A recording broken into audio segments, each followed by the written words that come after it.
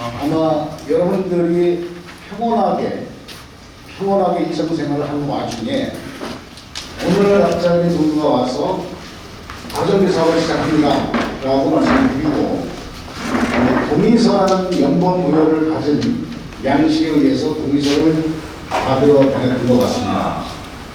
그러다 보니까 여러분들이 오늘 갑자기 와서 이렇게 얘기를 하니까 좀 혼란스러울 수도 있지 않았나 생각이 됩니다. 그래서 오늘 이 자리는 이 사업이 어떤 사업이며 우리 동네가 어떻게 바뀌어서 발전하는 것에 대한 그런 설명의 자리를 마련해서 우리 부수동 소유자 여러분에게 이해를 돕기 위한 그런 자리를 마련했습니다.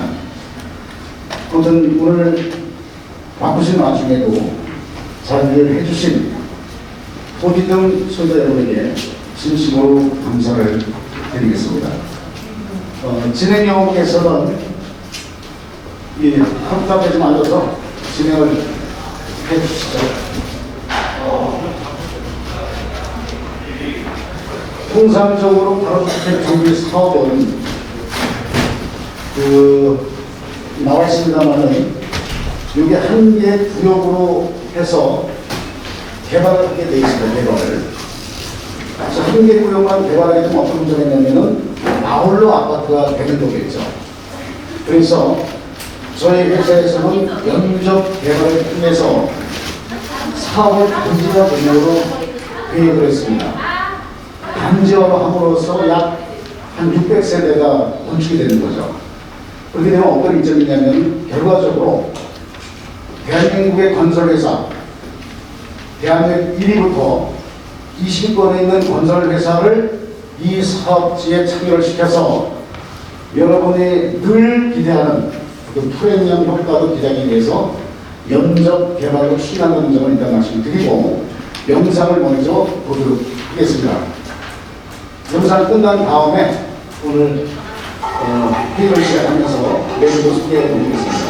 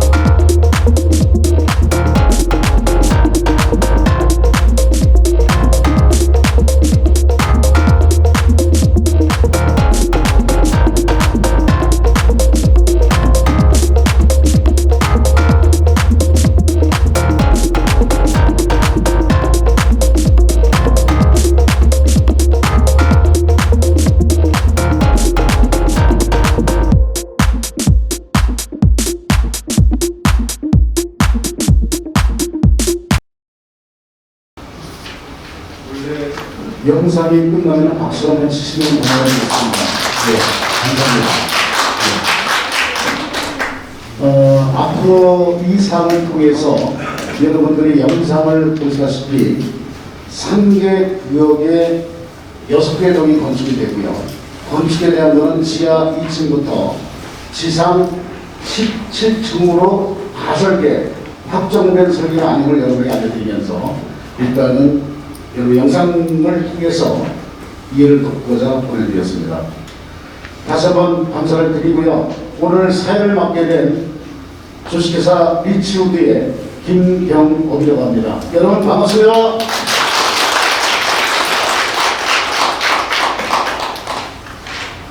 오늘 이 자리에 내빈들이 계시기 때문에 오신 분들 한번 소개 말씀 올리고 본격적인 설명을 시작하고자 합니다. 693, 694번지 한경희 위원장님 자리하셨습니다. 예, 박수 한번 보내주시죠. 이어서 695, 696번지 장수연 위원장님 자리하셨습니다. 앞으로 봉사를 열심히 하실 겁니다. 박수 한번 보내주시죠. 예. 이어서 현재 송주아파트 조합설계 완료된 김진구 조합장님이 자리하셨습니다. 아무튼 뭐 사업 하시라 말이보다 고생 많으셨습니다. 조합설계 깜빡이 내시고 예, 한번 인사 한번 드리시죠. 네, 박수 한번 드리시죠. 이어서 법무법인 해안의 이승훈 국장님 자리하셨습니다. 예.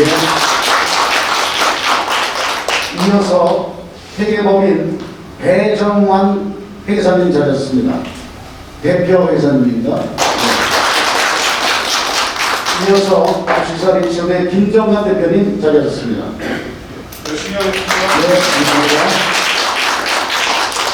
대표로 이승훈 국장님이 법률적인 문제에 관련된 또는 사업과 관련된 문제에 대해서 잠깐 언급을 좀 해주시겠습니다. 말씀 좀 해주시죠.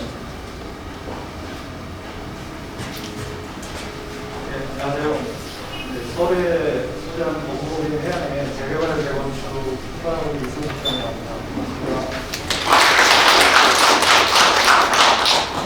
우선 이렇게 좋은 자리에서 소유자분들하고 만나뵙게 돼서 잘 안 들려요. 예, 소유자분들하고 만나뵙게 돼서 감사하고요. 우선은 이 사업에 대해서 기본적인 거를 좀 간단히 설명을 드리겠습니다.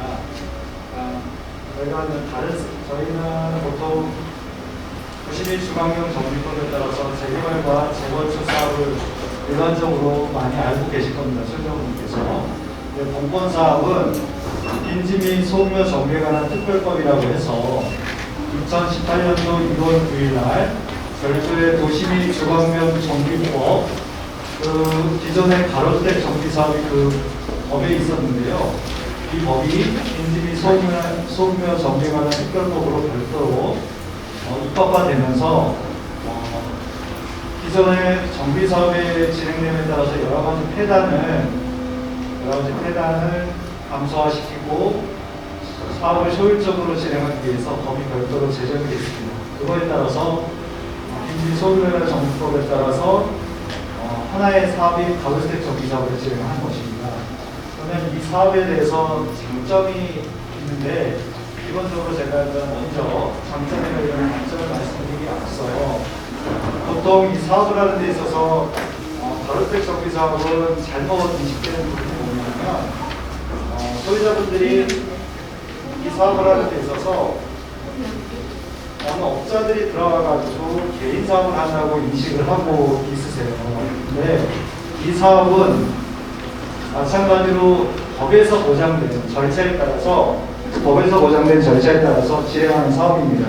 그렇기 때문에 개인적인 어떤 개인 업자가 들어와가지고 하는 사업에 있어서 발생할 수 있는 폐단이라는 것은 국가에서 안전장치를 두고 지자체 안전장치를 두고 진행하는 사업입니다. 그리고 공권사업은 어떤 사업자가 들어와서 하는 사업이 아니라 여기 계신 소유자분들이, 즉 토지 등 소유자분들이 하는 사업입니다. 그 부분에 있어서 결국 토지 등 소유자분들이 이 사업을 나는 원치 않는다 그러면 할 수 없는 사업이에요.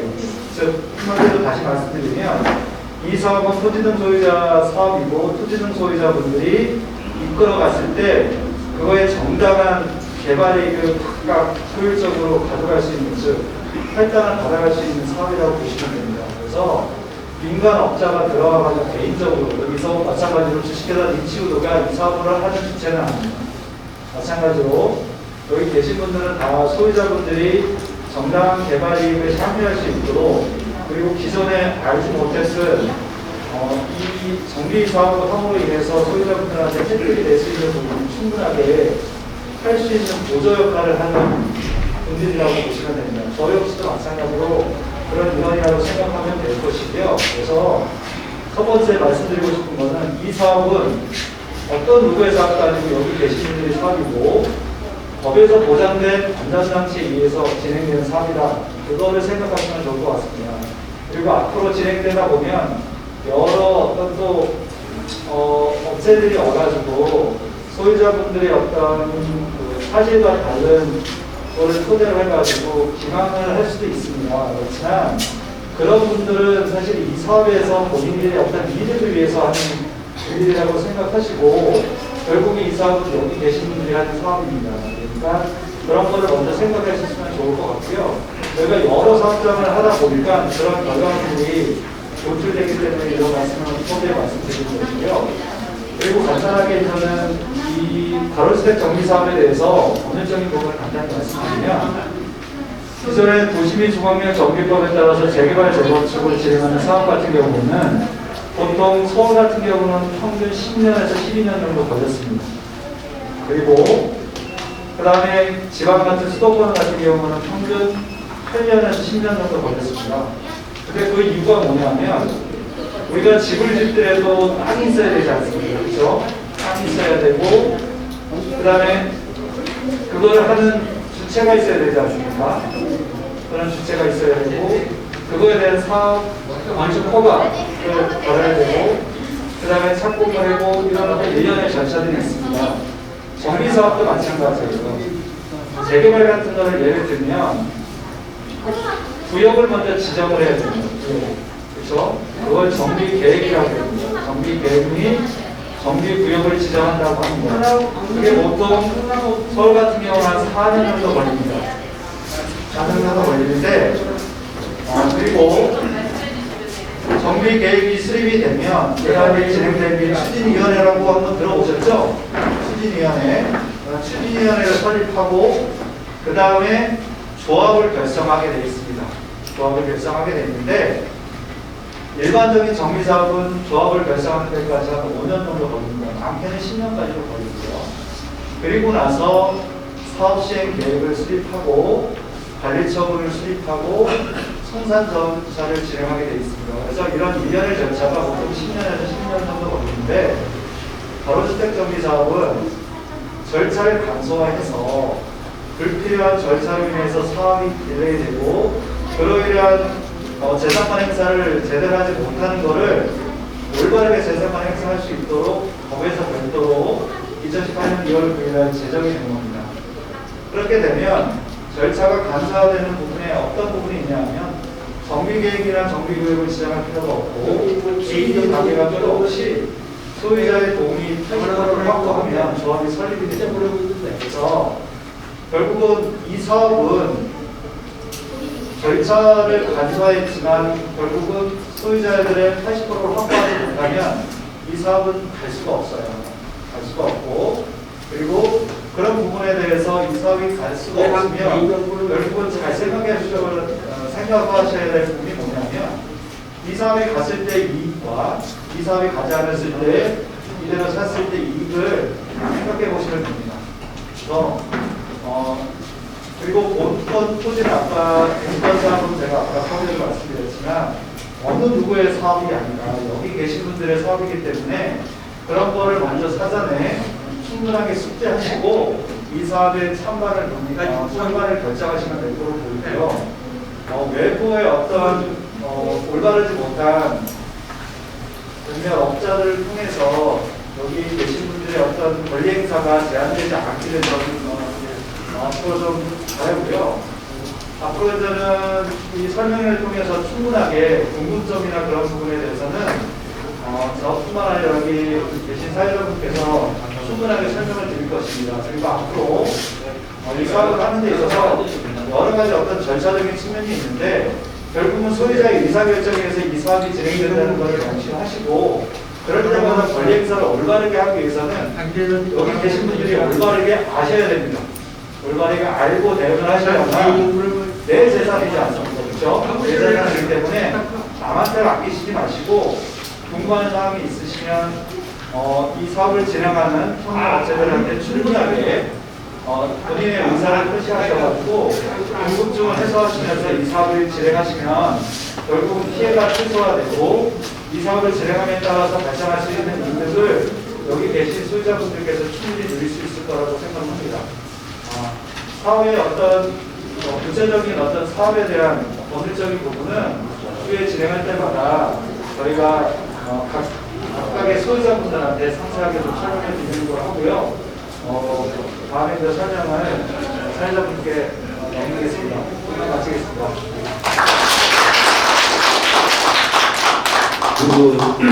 좀 전에 그 내비를 소개를 하면서 법무법인을 소개해드렸고, 그다음에 그 회계사를 소개를 했습니다. 왜 소개를 해드렸냐면은 이 사업을 추진하다 보면은 개인적으로 집을 두 채 가진 분이 계세요. 그 다음은 아들한테 증여를 하고 싶은 겁니다. 증여를 하는데 세금이 얼마 나오는지 궁금사항이 발생할 수 없습니다. 그래서 여러분들이 앞으로 선거에 끝나고 나서 각각의 여러분의 입장에서 세금을 감면할 수 있는 방법이 무엇인가가 궁금하다고 하면 취재 사무소에 오시면은 본인의 입장을 정리해서 법무사님을 모실 겁니다. 모셔서 여러분들의 부분도 해드릴 거고, 또한 사업을 진행하다 보면은 계약이 완료된 세입자가 나가지 않은 경우로 인해서 사업이 늦어진 경우들이 발생을 합니다. 그런 경우를 대비해서 역시 업무법인에서도 그런 업무에 대해서, 법적인 업무에 대해서 여러분에게 상담을 드린다는 말씀을 드리고 설명을 시작하겠습니다. 예.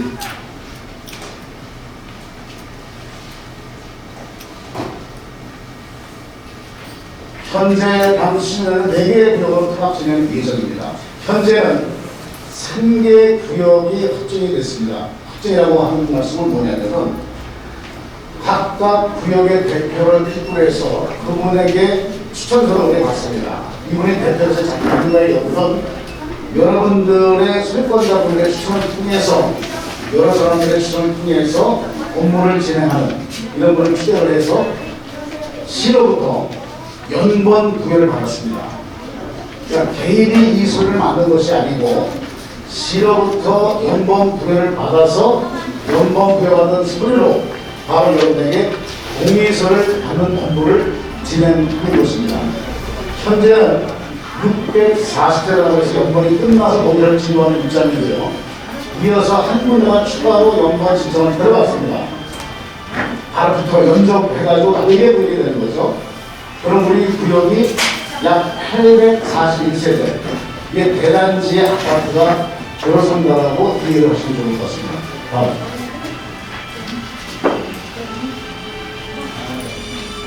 자, 우리 구역이 방금 말씀드린 대로 요 3개 구역이 현재 연번을 부여를 받아서 640세대가 걸릴 예정이 있고요. 추가로 받는 구역이 요 위쪽으로 한 블록이 더 있어서 그 블록까지 진행하게 되면 약 841세대 단지가 된다. 이렇게 이해하시면 될 것 같습니다. 현재 이 사업을 하면 조건이 있습니다. 우리 구역 안에, 10,000대 이하의 구역 안에 철근 콘크리트 건물은 30년이 지나야 됩니다. 그 다음에 벽돌 부록적으로 집을 짓고 사신 분들에 대한 연한이 20년을 넘어야 됩니다. 그래야 이 사업을 할 수 있는 조건이 충족이 되는데, 그 충족의 조건은 그런 30년 이상 또는 20년 이상 된 건물이 67.7%가 충족이 돼야만이 가로정비 구역으로서 시로부터 승인을 받을 수 있는 요건을 충족한 거죠. 그래서 현재 우리 구역은 3개 구역 또는 위에 4개 구역까지가 모두에 대한 충족이 만족됐기 때문에 사업을 추진할 수 있다는 점을 말씀드리고요. 향후에 우리가 오래 집을 살다 보면은 연도에 따라서, 연한에 따라서 노후가 발생이 되겠죠. 그래서 이 사업을 통해서 여러분의 불편한 점 또는 주차 문제, 여러 가지 문제들을 특별하시는 장점을 가지고 이 사업을 실행했음을 여러분들에게 안내해 보시기 합니다.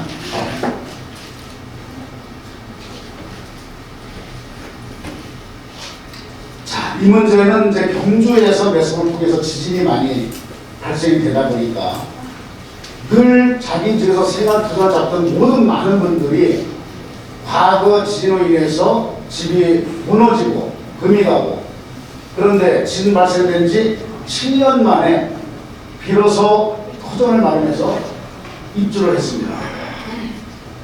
지진이라는 문제가 우리나라의 전체에 대한 안전성에 대한 문제를 제기하고 있다 보니까 정부 정책에 의해서 앞으로 저희들 건물을 어떻게 지을 것인가 내진 설계를 합니다.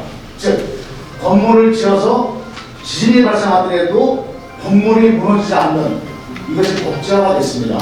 그래서 여러분들이 앞으로 이 사업을 하기 위해서 만약 아파트를 짓는다고 하면은 내진 설계가 반영된 건축물이 시작된다, 이렇게 보시면 됩니다. 그래서 지진에도 대비한 앞으로의 건축물이 탄생이 된다, 이렇게 보시면 됩니다. 과거에는 아파트를 뭐 2층, 3층만 짓다 보면은 법적으로 스프링클러를 일정 구역만, 일정 그 층만 시설하더라도 문초과가 났습니다. 그런데 앞으로 지어진 아파트는 전층을 다 스프링클러를 설정해서 의무화 등록을 해서 여러분이 화재에 취약한 점도 보완하는 건축물이 탄생할 것이다, 이렇게 이해하시면 될 것 같습니다.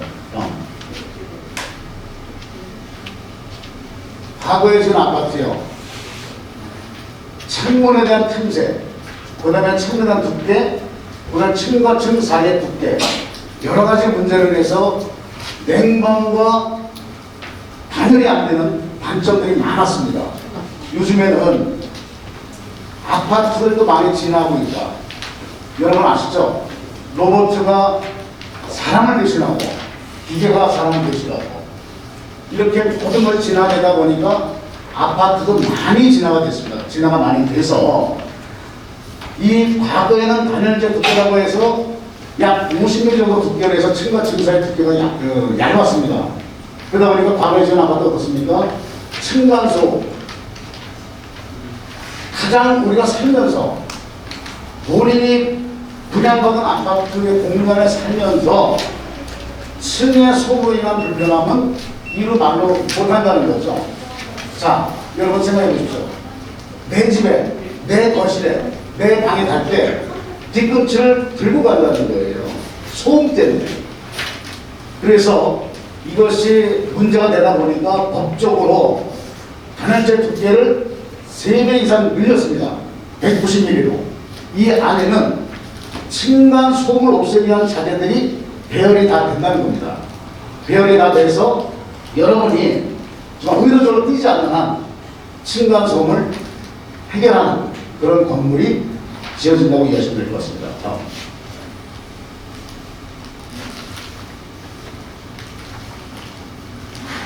여러분, 현재 우리 지역, 여러분이 살고 있는 지역은 단독주택인 경우에 평당 1,000만 원의 가치를 보이고 있습니다. 현재. 그런데 주변에서 보면 현재 거래되는 금액은 평당 1,300에서 1,400원에 거래되고 있습니다. 즉 현재 대지평가의 기준이 좀 너무 맞춰져 있다. 또 한 가지, 연립주택인 경우에 1,160만 원, 전액 면적 110만 원에 대한 거래가격이 형성되는데 우리 현재 거주에 대한 지역에 대한 평가 금액이 너무 낮다. 실적으로 이 정도의 규모면은 거래되는 금액이 빌라인 경우보다 한 평당 1,600만 원 정도 거래가 되는데 너무 낮게 책정되어 있다. 이것은 뭐냐면은 이렇게 보시면 됩니다. 뭔가 이 사업장이, 여러분 살고 있는 그 구역에 대해서 개발하는 계획이 확정이 안 되면은 집가 올라오는 정도가 이제 늦게 올라가죠. 그런데 만약에 가격의 사업에 대해서 여러분이 정말 많은 분들이 찬성을 통해서 이 사업을 개발한다고 하면은 집가는 자동적으로 올라간다는 겁니다.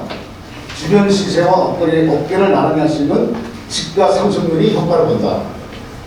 재미있는 얘기는 재개발 구역이든 재건축 구역이든 소규모 재건축이든 나중에 사업이든 간에 사업을 시작하면은 어떻게들 아는지 사겠다는 사람이 나타납니다. 사겠다는 사람들이 여러분이 소유하고 있는 집을 사겠다고 나타나죠. 그런데 실제로 거래 가격 대비 5% 10% 주고라도 사겠다는 겁니다. 이유는 딱 한 가지입니다. 여러분은 자동적으로 분양권이 주어지기 때문입니다. 즉 일반 분양을 신청하지 않아도 조합원들은 자동적으로 분양권이 주어지기 때문에 일부 사람들이 프리미엄을 주고라도 사겠다는 거죠. 이렇게 이해하시면 될 것 같습니다. 일단 현재는 좀 가격이 너무 많다. 예, 다음.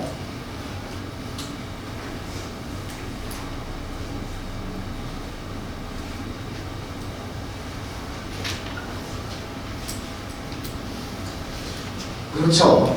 현재 여러분이 살고 있는 거주의 환경보다는 새롭게 지어지는 아파트의 단지가 조성이 된다고 하면은 쾌적한 환경이 조성이 되겠죠. 대한민국의 수도권 쪽에 어느 동네를 가든 구도심의 가장 큰 문제가 주차난입니다. 주차로 인한 시시비도 많이 일어나고 있습니다. 본인은 차를 잘 댔지만, 본인은 주차를 잘 했지만, 누군가가 삼자들이 지나가면서 기스를 내거나 또 차량에 대한 파손을 일으키는 힘이 많이 있습니다. 그래서 새로운 시축 아파트가 건립이 되면 여러분 잘 아시겠지만 당연히 모든 차량은 지하로 들어갑니다. 지하로 주차할 수 있고요. 요즘에 친환경 자동차, 전기차가 많이 보급이 되는 부분이 있습니다. 그래서 지하 주차에는 반드시 전기 충전소가 설치가 됩니다. 물론 각종 휴게 공간은 지상에는 차가 없다 보니까 여러분이 힐링할 수 있는 휴게 공간을 설치를 해서 여러분의 삶이 일태할 수 있도록 설계가 된다는 점 말씀을 드립니다.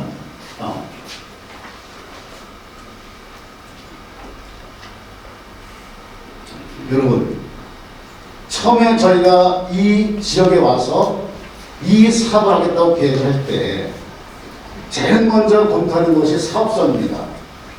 두 번째로 노후도가 축적된 날을 검토를 합니다. 이 두 가지가 충족이 돼야만 사업을 시작하는데요. 아까도 법무법인 이성국장님께서 말씀하셨지만은 저희가 하는 사업이 아니라는 말씀을 드렸습니다. 저희는 여러분이 사업할 수 있는 거기까지만 길라잡이 역할을 하는 회사다라고 이해하시면 감사하겠고요. 그런데 사업을 추진하는 데 있어서 비용이 수박이 됩니다. 사무실을 들어야 되죠. 인쇄물 제작해야 되죠. 설명이 돼야 되죠. 여러분들 안내 가이드 돼야 되죠. 이런 것들이 비용이 수반이 되다 보니까 저희 업체는 PM사라고 해서 사업을 여러분들이 갈 수 있게끔만 일자리 역할을 한다. 일자리 역할. 그러고 나서 창립 총회가 끝나고 나서 조합이 구성이 되면은 말씀드렸지만 여러분들이 하는 사업이다. 정확한 답변입니다. 저희는 길라자리 역할만 딱 끝내고 나면은 바로 조합장 이사분들이 주민을 대표해서 이 사업을 끌고 가는 기구가 되는 것이다. 이렇게 이해하시면 좋을 것 같습니다.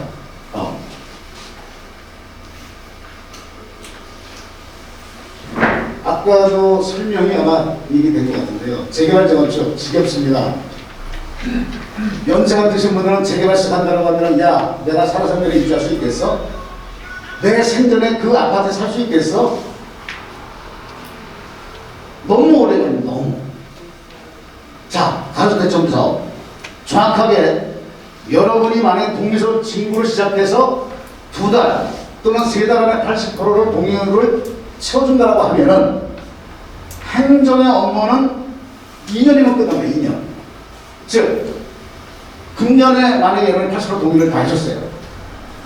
그럼 내년 연말이 되면은 여러분 2주를 가야 돼요. 2주. 얼마나 행정이 간소화됐습니까?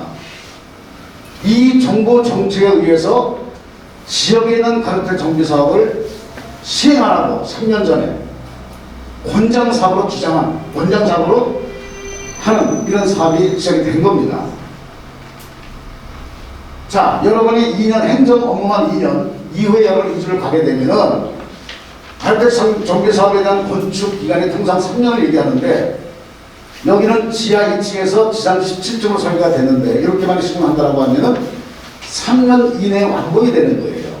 3년 이내에 완공이 돼서 여러분이 입주할 수 있다, 이런 말씀 드립니다. 그래서 아까 간단하게 뭐 각각의 내용을 떠나서 행정은 2년, 재개발은 5년에서 10년 또는 짧게는 7년 걸린다는 말씀을 드립니다.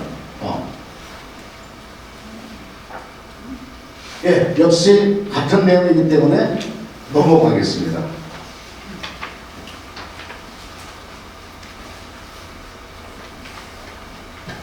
다주택 정비 사업을 하게 되면은 대한민국 건설회사 1군 업체가 들어오지 않는다.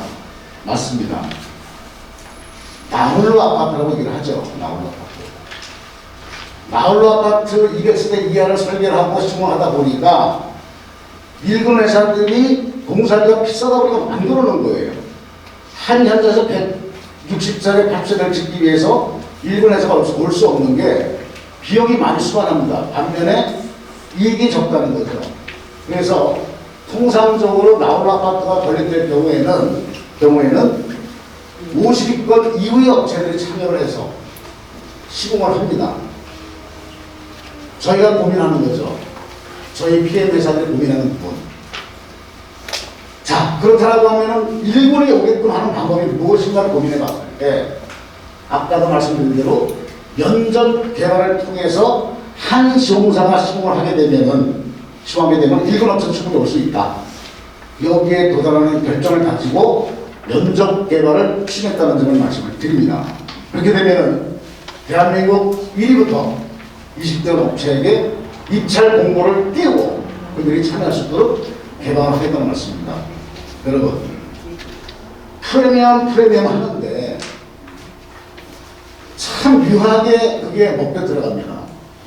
1군이 지으면 예를 들어서 삼성이 짓건 대림이 짓건 호릉건설이 짓건 지으면 프레임이 생긴다는 거예요. 프레임이 붙는다는 거죠. 그러다 보니까 연접 개발을 통해서 여러분의 재산을 증식하고자 노력을 했다는 말씀을 드립니다. 또 연접 개발을 통해서 단지를 대단지로 설계했다는 말씀, 기획했다는 말씀을 드립니다. 다음.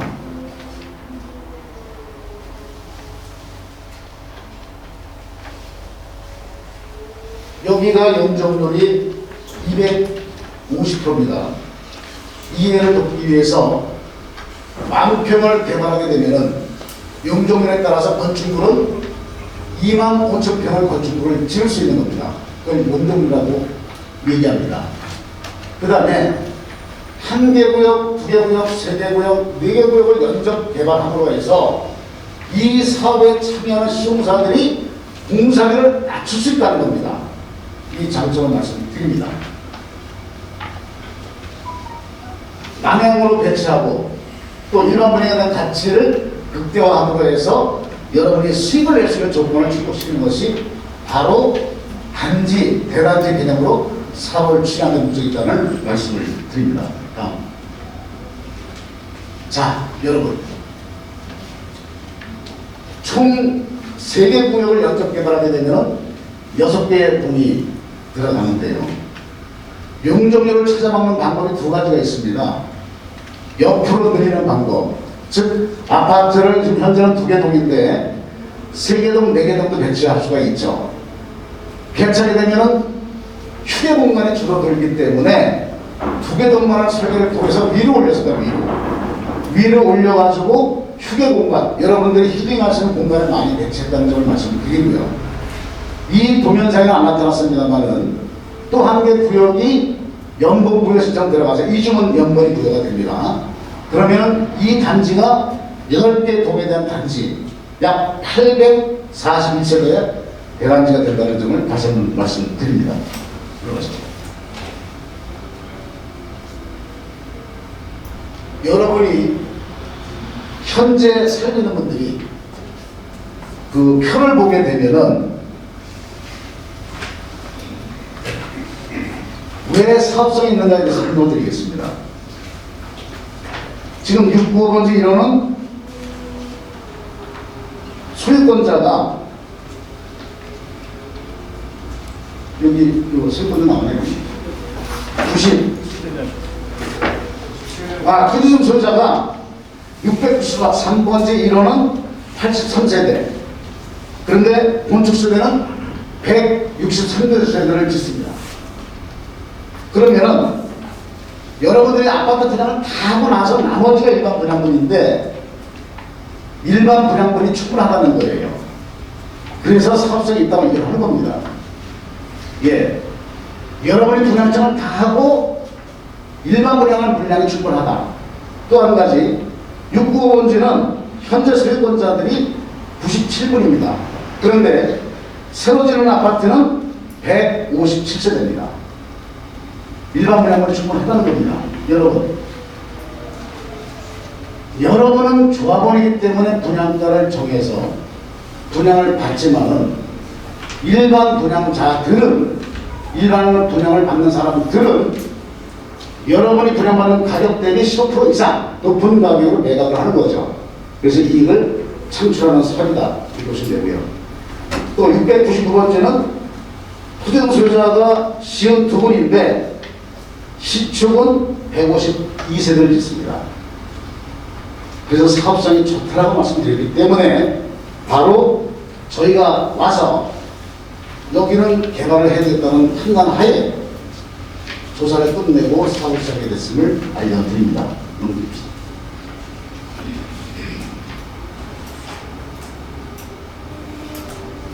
현재 여러분이 보시기에 84회배, 이거는 실제로 평형으로 보면 34평짜리 아파트고요. 그 다음에 59회배, 이것은 24평 아파트형입니다. 그 다음에 49회배는 실적으로 21평형. 과거에는 몇 평 분양받는다, 몇 평 분양받는다라고 얘기했지만은 이거를 법적으로 바꿨어요. 몇 회배를 분양하게끔 회배로 강의를 바꾸다 보니까 우리 여러분께서는 좀 잘 이해가 안 가는 부분도 있을 수 있겠습니다만은 나누기 3.3 하면 됩니다. 3.3. 자, 3.3 하는 거 어떻게 돼요? 34평죠? 28평밖에 안 나와요. 나누기 하니까. 그런데 34평형입니다. 여러분. 아파트를 짓게 되면은 공동구라는 게 있어요. 계단, 어린이가 노는 놀이터, 도로, 여러 가지를 해서 공동구라고 얘기하는데 공동구를 포함했을 때 34평 아파트라고 이해를 하시면 됩니다. 여러분 잘 아시겠지만 과거에 지은 아파트는 복도식이죠. 이렇게 딱 내려서 쫙 문이 있고 뭐 메터 가지고 복도식으로 하는 집들은 본인이 거주하는 면적의 평형을 약 2평에서 3평으로 잡아놓습니다. 복도식은. 그런데 앞으로 지어진 아파트는 계단식입니다. 계단식. 엘리베이터를 딱 열고 들어가서 창문 눌러서 딱 내리시면 두세 대만 있는데 두세 대.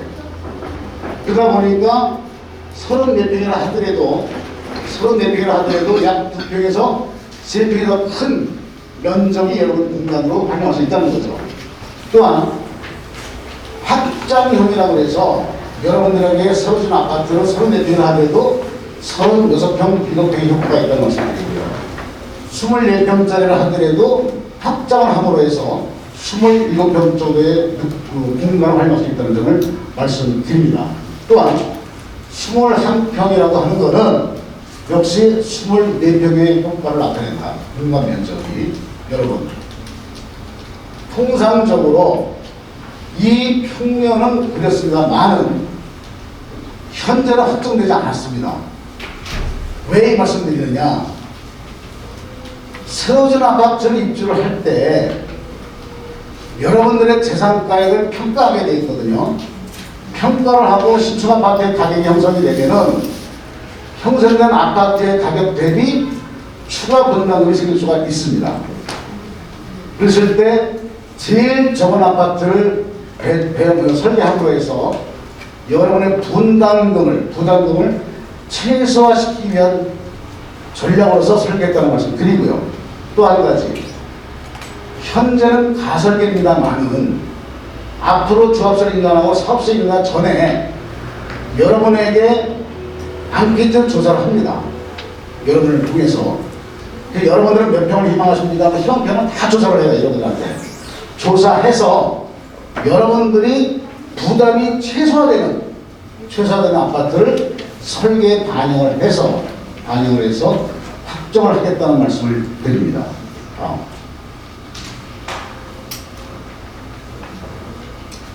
자, 우리가 이제 연접 개발하니까 어떤 이점이 있겠습니까? 공사비를 줄일 수 있는 것도 고민해보자. 어떻게 고민할 거냐? 한 단지에 헬스장, 키즈 스테이션, 그 다음에 전기차 주는 당연히 가는 거고, 주민 공동시설, 이걸 한 단지에 다 설치하게 되면은 비용이 좀 추가될 수가 있기 때문에 3개 단지를 연접 개발, 4개 단지를 연접 개발하다 보니까 어떤 이점을 받을 수 있느냐? 4개의 위원장님들 또는 향후 조합장 되신 분들이 이사님들이 회의를 합니다. 야, 우리 단지 이거 다 집어넣기 좀 그렇다. 도로만 건너면 이웃인데, 뭐 1단지는 헬스장 설치하고 2단지는 키스테이션 설치하고 3단지는 주민공간 설치하고 좀 배분 좀 하자. 공사비 좀 줄이고 이익을 좀 창출하자. 라고 협의하시는 상황이 있다는 거죠. 연접 개발의 장점입니다. 그 다음에 요즘에는 세대마다, 과거에는 아파트들이 세대마다 창고가 없었어요. 지하 창고가. 그런데 새로 지어지는 아파트는 지하에 반드시 세대당 2평에서 3평의 창고를 드린다는 거죠. 2평, 3평. 그 다음에 김치를 담그시는 분, 김치 냉장고를 지하에 두는 분도 계십니다. 또는 스키 장비, 뭐 이런 운동 관련된 장비들이 많이 있죠. 이런 장비들, 골프 장비, 예를 들자면은 지하 창고에 활용할 수 있다. 이런 장점들을 드립니다. 전기축 요소는 당연히 있습니다. 예.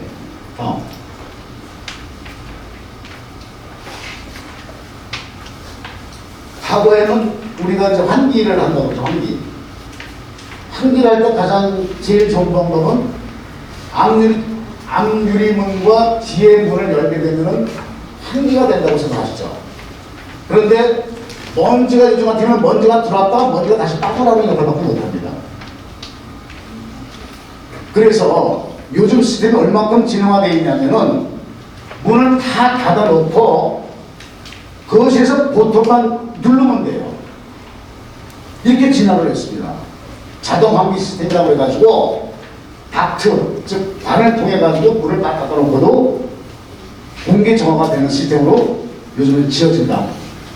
이게 보시면 됩니다. 여기 이제 설명된 그 내용이 그 얘기입니다.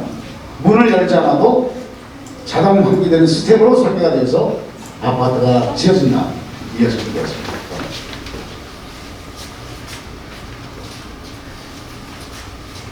아까도 말씀드렸죠. 외출할 때 버튼 하나만 누르면 미리 난방, 냉방이 됩니다. 이제 많은 진흥화되고 이제 모든 것들이 진흥화되다 보니까 이런 시스템들이 활용을 해서 여러분들이 핸드폰으로 조작만 하면은 편리하게 관리할 수 있다는 이런 말씀을 드립니다. 다음.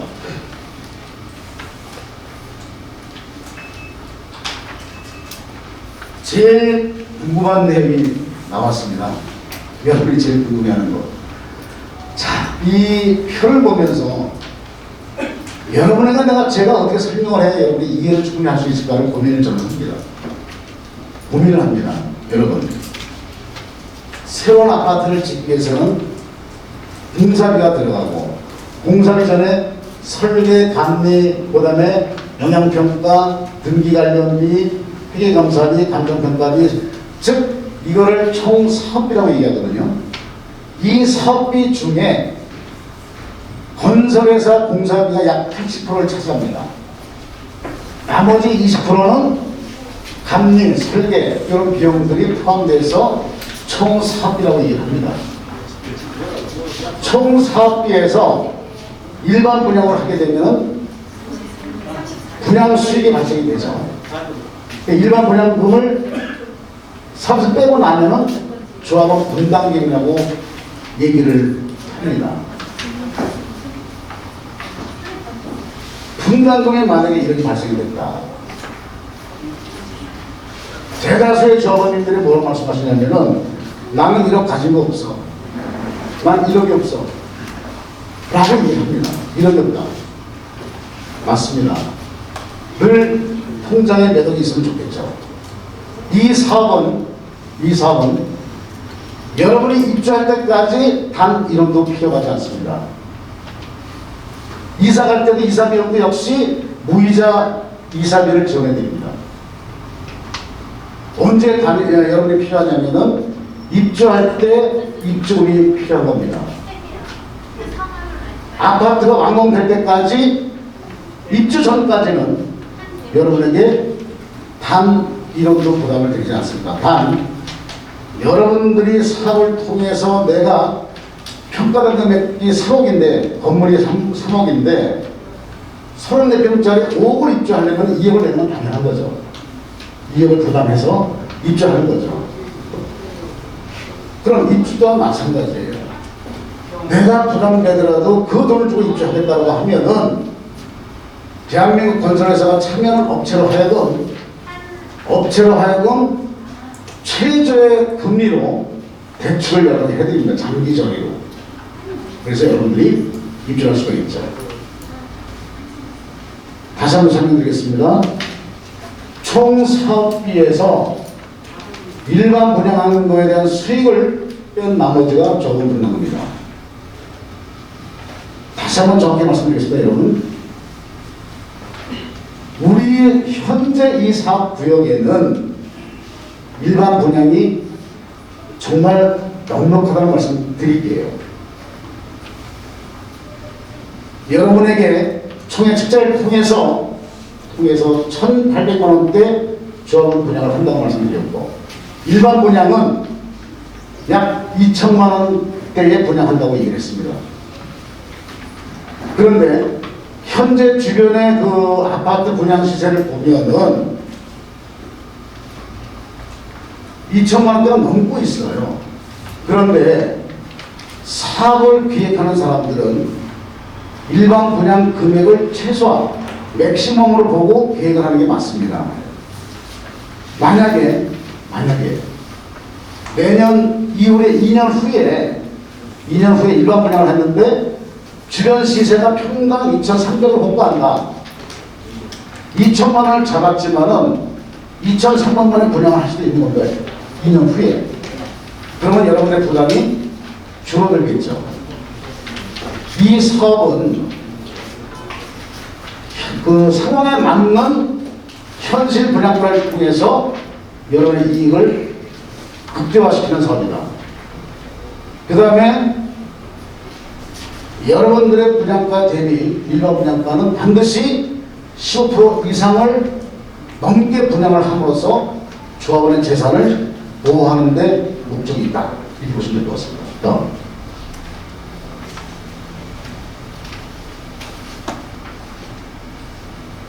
그러면은 그 분담금의 내역이 과연 언제쯤 결정되느냐? 여러분, 우선 동의율 80%가 채워지면은 조합 설립 인가를 받습니다. 인가 전에 창립 중회를 통해서 임원을 선출합니다. 그 다음에 1년에 사용될 예산을 편성합니다.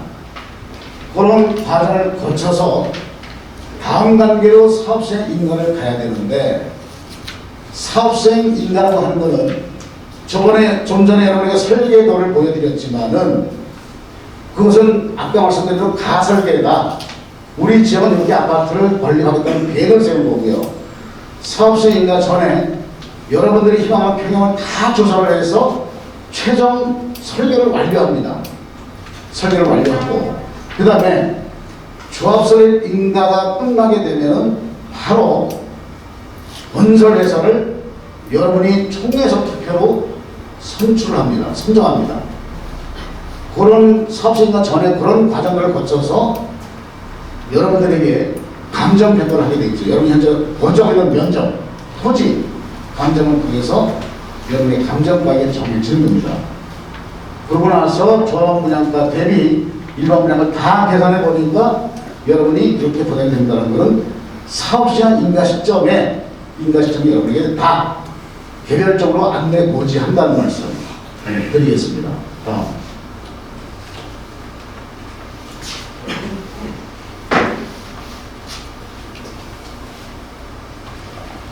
자, 오늘이 바로 설명의 날입니다. 설명의 날. 예. 그 다음에 조합설의 동선 진도 완료는 2021년 12월 달에 완료하겠다. 다음 달이면 2021년도 마지막 달입니다. 저희들 욕심일 수 있습니다. 여러분. 2021년도 12월 달에 동의서 80%를 채우겠다는 건 저희 욕심일 수가 있어요. 왜? 80%를 채우기 위한 조건은 소유자 여러분들이 참여를 했을 때 가능한 기간입니다. 만약에 여러분들이 80%를 채우지 못하고 내년 5월까지 갈 수 있는 겁니다. 이 사업은요, 저희들 사업 아닙니다. 바로 여러분의 사업인 겁니다. 그런데 여러분의 사업인데 불구하고 여러분들이 각각 모여가지고 80%를 충족시켜주지 않은 이상은 앞으로 한 발을 못 간다는 겁니다. 문은 열어드렸지만 문 밖으로 한 발을 못 나간다는 거예요. 조건이 바로 80% 동의라는 말씀을 드립니다. 여러분, 동의서라고 하는 목적은 어디 있냐면은 바로 조합 설립을 내기 위한 그 동의서로서 역할이 끝나는 겁니다.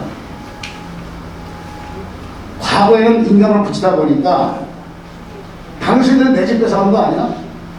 당신을 뭘 믿고 내가 인감을 청구해? 라고 했죠. 지금은 인감 필요 없습니다. 등기권리증도 필요 없습니다. 등기권리증 여러분이 갖고 계시다가 입주 시점에 또는 이주비 대출받는 데 필요한 겁니다. 지금 필요 없습니다. 등기권리증만 꽉 갖고 계시면 여러분 재산 날라갈 일 하나도 없습니다. 이 동의서라고 하는 목적은 조합 설립 인가를 내기 위한 목적밖에 생각이 안 됩니다. 동의서는 다른 데 쓸 수가 없습니다. 그렇게 이해하시면 감사드리겠고요. 그 다음에 조합 설립 인가가 딱 나오면 바로 나오네요. 내년 5월 달에 시공자 선정을 합니다. 공고를 하죠. 공고를 해서 시공사가 만약 3개 회사가 참여를 했다. 그럼 여러분들이 3개 회사 참여한 시공사를 선정하기 굉장히 어려워요. 여러분들은. 그래서 저희 같은 전문가들이 비교표를 총회 책자에 실어드립니다. 비교표. A 회사, B 회사, C 회사에 대한 비교표를 여러분이 알기 쉽게 정리를 해서 총회 책자에 실어드립니다. 그걸 보고 여러분들이 우리가 맞는, 우리에게 좋은 시공사를 선택하셔서 총회에 뽑으면 됩니다. 예. 그 다음에 건축심의. 건축심의라는 것이 바로 설계안이 확정되는 시기. 즉, 우리 저번에는 조사해보니까, 야, 이왕이면 부담 덜 가게 21평짜리도 막상 확장하니까 25평 정도 효과가 있다고 하니 21평짜리 좀 많이 지어라. 또는 35평짜리 많이 짓기보다는 우리가 부담 안 가게 25평짜리 많이 지어라. 라는 조사를 통해서 설계가 확정이 된다. 그 확정된 설계 도면을 가지고 건축 심의를 받는 겁니다. 그 다음에 사업계획 승인을 받죠. 단계 관찰로부터. 자, 승인 끝났습니다. 그러면 여러분들한테 자, 여러분들에 대한 감정평가금에 또 여러분들이 신청한 아파트 평형 이걸 계산해서 관리처분 겸 사업시행가를 끝내고 이제 이주를 공고하죠. 몇 년 몇 월에서부터 3개월간 이주를 해주십시오라고 얘기를 합니다. 여기서 궁금사항 동의율은 80%를 채웠는데 나머지 20% 되시는 분들은 반대하는 분들이냐 또는 청산자냐. 여러분,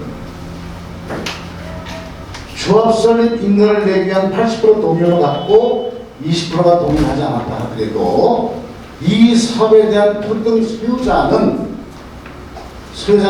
청산자가 아닙니다. 20%가 동의를 내지 않았다 하더라도 그분들도 조합원입니다. 그러면은 언제 그분들이 청산자가 될까요? 바로 사업식 인가 시점에 분양 시점 여러분에게 안내를 합니다. 여러분한테 조합원 여러분 분양청 하세요 라고 표를 양식을 드리면 여러분들이 1차지만 21평, 2차지만 24평, 어떤 분들은 재산이 좀 있으니까 1차지면 24평, 2차지면 35평, 24평 신청합니다.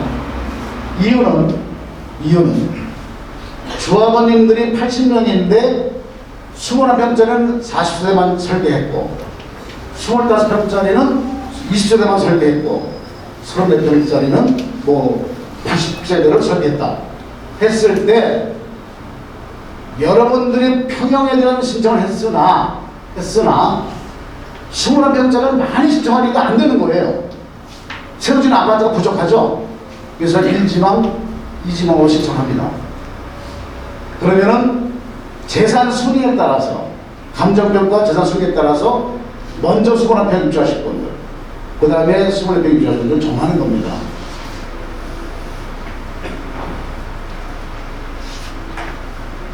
그래서 여러분에게 2주시가 도래되는데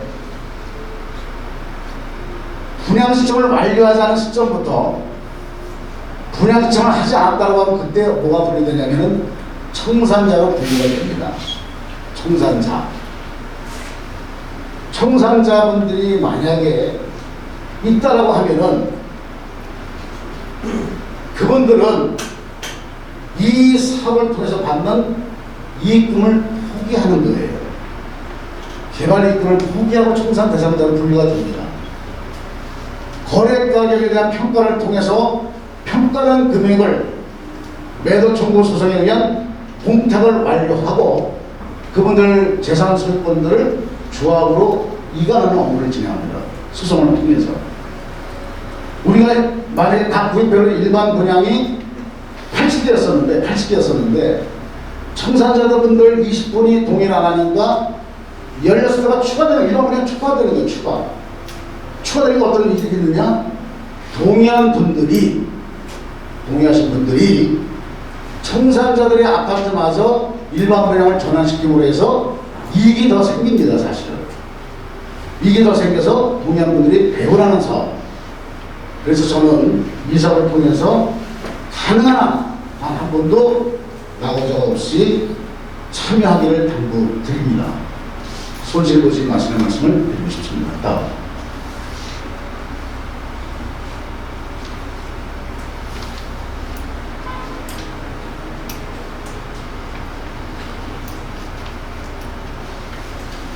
이 법으로 정한 절차는 하나라도 빼놓을 게 없습니다.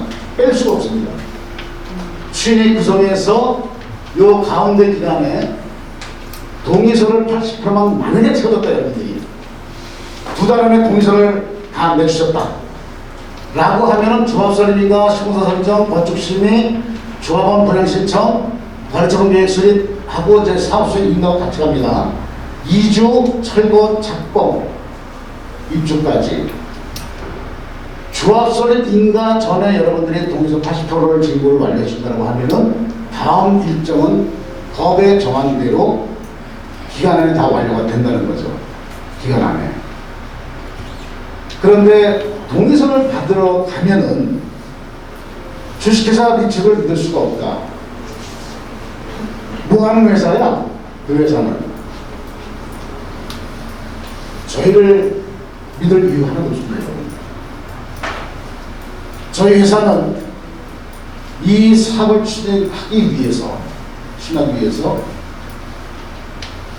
사업비를 무이자로 대여를 해드린 거예요. 그 다음에 운영을 하게 되면 운영비를 무이자로 대여를 해드립니다. 그래서 조합원의 인도를 내기 위한 것까지만 저희가 길러자는 역할을 한다는 말씀을 드렸고, 너희는 뭐 먹고 사는데 PM 계약을 통해서 저희는 대가를 받습니다. 그런데 만약에 여기가 저희가 들어와서 한 단지만 개발했다고 하면은 PM 비용이 통상적으로 4억에서 5억 정도 갑니다. 그런데 4개 구역을 개발하다 보니까 PM 비용이 저렴하게 싸지는 거예요. 싸집니다. 그러나 지금 여러분에게 돈을 받겠다는 얘기 안 드립니다. 여러분이 정말 이 사업을 통해서 이익이 충분했을 때 이익을 여러분이 만들어 드리고 거기에다 대가를 받겠다는 말씀을 드립니다. 예. 그래서 행정 업무는 동의 징구가 완료됐을 때 행정 업무는 2년은 끝난다. 2년 후에는 여러분 집으로 갈 수 있다. 그 다음에 2주가 가지고 2년 6개월이면 입주할 수 있다. 이렇게 말씀을 드립니다.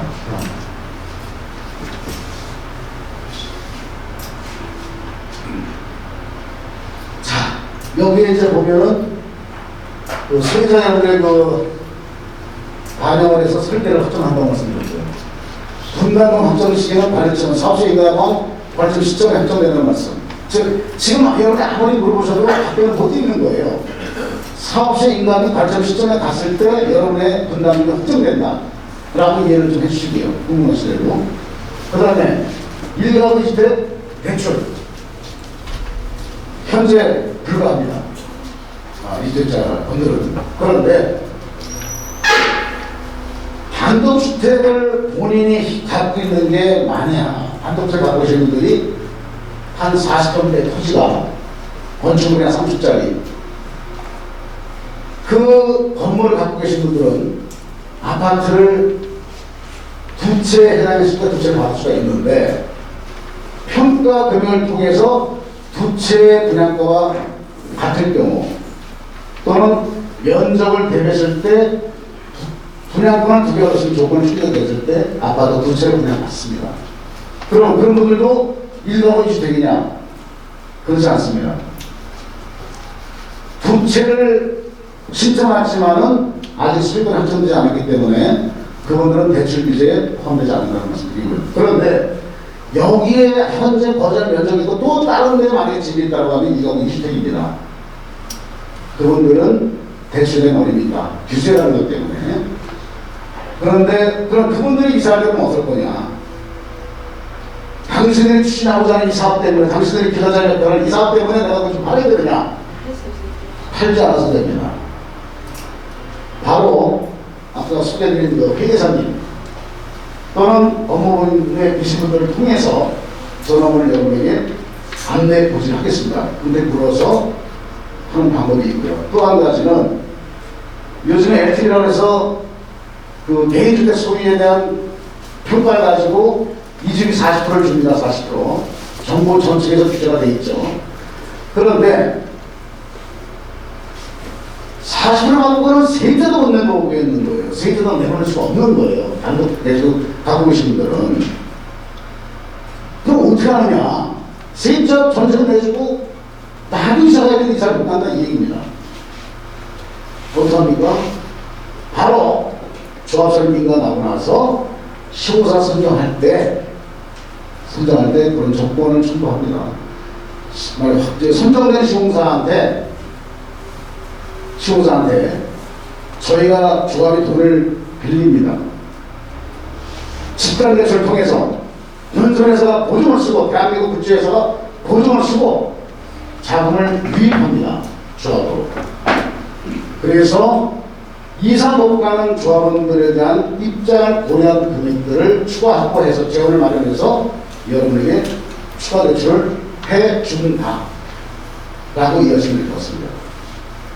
그래서 여러분에게 서두에 말씀드렸지만은 이 사업을 통해서 여러분들이 작은 부담 갖지 마시고 사업을 통해서 여러분이 이익이 발생한다고 하면은 그 이익에 대해서 좀 고민해 보시라는 말씀을 드립니다.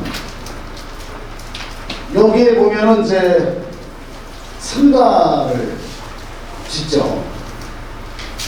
상가에 대한 분양 조건은 현재 상가를 소유한 분들에게 우선 공급이 된다는 말씀을 드리고요. 그 다음에 남는 상가는 일반 분양을 합니다. 이거는 별도로 말씀드리고요. 예, 다음 넘어가시죠. 넘어가다 보니까 끝났네요. 글쎄요, 나름대로는 열심히 설명을 했습니다만은 혹여라도 끝난 이해가 안 가 라는 분이 계신다라고 하면은 질문을 통해서 여러분의 궁금증을 해소해 드리도록 하겠습니다. 이상으로 설명을 마치겠습니다. 감사합니다. 자, 질문 있으신 분 계십니까? 질문을 주시면 답변을 드리겠습니다. 혹시 그 단독주택 갖고 계신 분 계신가요? 단독주택. 아, 예. 사모님 같은 경우에는 사업이 시작에 대해서 이제 이주를 가야 되잖아요. 근데 세입자들이 이주를 안 가는 경우가 있어요. 사업을 하니까 혹시 뭐 주는 거 없나 해서 기대를 합니다. 그죠? 그래서 이 사업에 동참하신다고 하면은 세입자하고 계약 기간이 완료가 되면은 특약사항을 집어넣어서 이 사업의 진행에 따라 이주 시기가 되면은 민형사적으로 묻지 않고 이주 가겠다는 특약사항을 반드시 집어넣어야 돼요. 이해하셨습니까? 예. 그래서 이 사업이 시작되고 이주가 되게 되면은 정말 이주가 안 가는 세입자들 때문에 집주인들이 많이 힘들어합니다. 많이 힘들어요. 그래서 아까도 말씀드린 법무법인도 그런 경우에는 의뢰를 해서 상담을 드리도록 그렇게 하겠습니다. 그 다음에 특히나 양도, 증여, 일가구 주택 관련된 여러분의 고민도 반드시 해결을 해드리겠습니다. 배정환 회계사님이 여러분의 궁금사항 또 해결 고민되는 것도 해결해드리겠습니다. 그래서 이 사업은 여러분들이 참여함으로써 시작할 수 있는 거고 또 여러분이 참여에 대한 80%를 동의해 주실 때 저희들이 문을 열어드렸지만은 동의하는 한 발도 못 간다는 점 다시 한번 여러분에게 안내합니다. 다시 한번 말씀드릴게요. 저희가 인터넷에서 검색을 하면은 저희 회사 자본금이 1억입니다. 1억이라고 하는 돈은 법인 설립을 하기 위한 자금이고요. 법인을 설립하려면 최소 5천만 원 이상 자본이 있어야 법인 설립을 하는 거고요. 두 번째로 현재 저희 회사에서 관리하는 사업장이 신용도를 포함해서 11군데입니다. 한 구역당 저희가 대여한 금액이 한 1억 정도 들어갑니다. 1억. 그럼 11군데는 한 10억 정도가 들어가겠죠. 어떤 분들은 야, 취업이 지원도 자본이 1억밖에 안 돼. 그런 회사 이런 사업을 할 수 있겠어라고 질문합니다. 저희가 하는 거 아닙니다. 저희는 조합설이 인할 때까지 구역당 1억이라는 자본을 투여를 해드리고 조합설이 인하고 나면은 조합장하고 임원님들하고 조합을 여러 번이 하는 사업이다. 총회에서 만약에 예산을 편성이 있어요. 총회에서 예산을 편성했는데 편성된 금액이 10원인데 조합장과 이사가 11원을 쓴다라고 하면 매입입니다. 매입. 바로 모든 돈은 모든 금액은 총회에서 전체 조합원들이 결의해준 돈만 쓸 수가 있다. 즉 조합장과 이사님들은 발의하는 분들이에요. 이사를 위해서 요런 안건을 발의를 해서 발의된 안건을 전체 조합원이 모이는 총회에서 결의를 받아야만이 효력이 발생되며 총회에서 인정을 받아야만이 받은 비용을 쓸 수가 법인에서 쓸 수 있는 거예요. 통상적으로 참여총회를 하면은 예산을 갖다 예산안 근데 총회를 진행하다 보면은 왜 이렇게 예산이 많아? 이거 너무 과해. 이런 분들이 계시거든요. 그런데 총회에서 여러분들이 예산안을 가결해 주었다 하더라도 그 편성된 예산을 가지고 조합 집행부에서는 필요한 금액만 써야 되는 거예요. 그 금액을 넘어섰으면 배임이가 배임. 또 한 가지, 이 사업의 조합장 및 이사는 준공무원법 적용을 받습니다. 공무원하고 똑같은 적용 기준이 있어가지고 단 1원이라도 조합원들에게 손실이 미친다고 하면은 조합장님은 구속입니다. 배임에 대한 거는 집행유예가 없어요. 준공무원들. 그래서 여러분의 재산을 충분히 아끼고 전략하면서 이 사업을 끌어나갈 수 있는 임원진들이 좀 되기를 희망합니다. 희망하고, 지금 자리가 많이 불편하신데 일단은 뭐 큰 질문이 없는 것 같아서 일단 손을 앞으로 쭉 내밀어보세요. 자, 쭉 내밀으세요. 네. 내밀시고 뒤로 올리세요. 지금 개원하시나요? 자, 질문 있습니다. 네, 질문 주십시오. 저기요. 네. 여기 사업구성에 그 집을 17층을 준다고 그랬는데 네네. 20층은 왜 안 돼요? 20층은 요새 또 한 30층까지 짓는데. 자, 신고 제한이 완화됐어요. 맞습니다. 아까도 말씀드렸지만 설계가 확정된 거 아니고 말씀드렸고요. 저희는 18층, 19층, 20층까지를 기획을 합니다. 그런데 층이 막 올라가잖아요, 어머니. 올라가면 이제 여 밑에 사는 사람들이 그 뭐라고 그래요? 일조권에 대한 영향을 미쳐요. 원래 일조권이라고 하는 거는 창문을 열고 40%, 햇빛을 40%는 좀 받아야 돼요. 그게 일조권이에요. 그런데 막 높이 짓다 보면은 밑에 사람들이 일조권을 침해가 되기 때문에 그래서 친구 제한을 준 거고요. 현재는 10층은 계획되어 있지만 앞으로 제가 18층, 19층까지도 고민하고 있어요. 좀 올리고. 한 가지만 더. 네네. 저는 28평형이 살기가 딱 좋은 것 같은데. 네네. 28평형은 없고 24평은 좀 적은데. 아주 좋은 말씀입니다. 그것만 있네요. 자, 그래서 조사를 한다 말씀드렸고 24평짜리 아까 말씀드렸잖아요. 요즘 확장량을 같이 있거든요. 그러면 정말 여러분들이 내가 24평 분양받는 거 마주할 정도로 문을 딱 열고 들어가면 24평짜리 그 효과가 나타나요. 24평짜리 아파트를 분양받아도 안에 공간은 문을 딱 열고 들어가면 느껴요. 아, 이거 한 30평가 돼 보이는데 이게 계단식의 장점입니다. 즉, 복도로 나간 부분들을 생각으로 들어옴으로 해서 편익이 늘어난다는 거예요. 그 다음에 어머니 그렇게 말씀하시니까 향후 설계할 때 28평도 고려하겠습니다. 네. 그 다음에 지금 여러분들이 궁금해하실 거예요. 과연 동의율은 어떻게 되느냐? 여러분에게 발표해 드리겠습니다. 693 번지 일대는 현재 동의율이 40%입니다. 또 65번지 현재 동의율 50%입니다. 그러면 693번지는 40%가 더 동의를 해야 되겠죠. 그 다음에 65번지는 30%가 더 동의를 해야 되겠죠. 재밌는 말씀 드릴게요. 어느 지역 가나 동의하는 분들은 되게 점잖으세요. 그런데 어느 지역 가나 반대하는 분들은 목소리가 너무 커요. 너무 목소리가 커. 여러분, 이 사업은 바로 여러분의 사업입니다.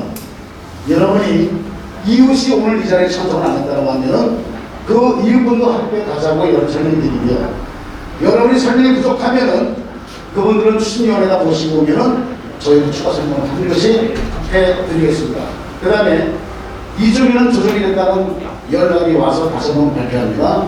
이주민은 60%까지 가능합니다. 무이자로.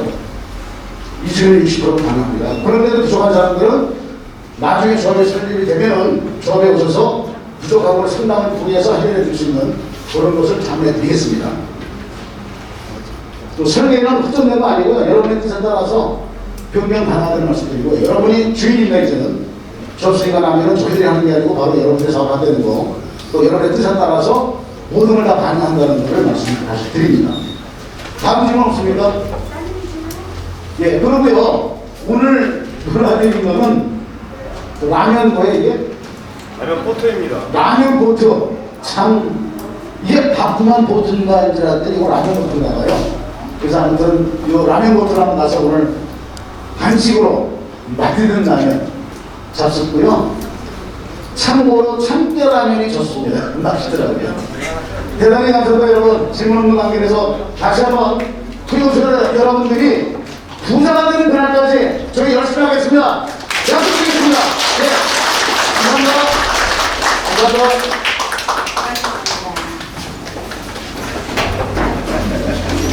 네, 질문 더 하지 않았어. 나 두 가지만